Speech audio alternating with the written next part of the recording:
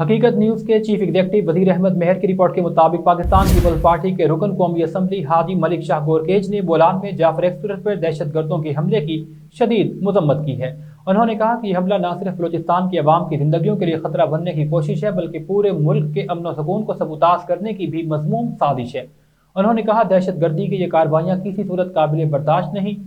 ऐसी अनासर इंसानियत के दुश्मन हैं, इनके खिलाफ कानून अपनी पूरी ताकत के साथ काम करेगा।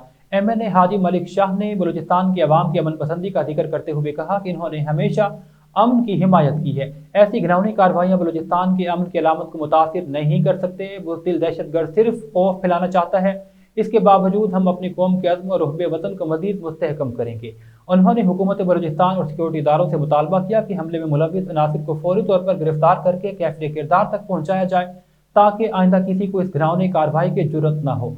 उन्होंने मुतासरा खानदानों से गहरी हमदर्दी का इजहार करते हुए हुकूमत से दरख्वास्त की कि जख्मियों को फौरी तौर पर बेहतरीन तिब्बी सहूलियात फराहम की जाए। मुतासरा खानदान के साथ हर किस्म का ताउन किया जाए।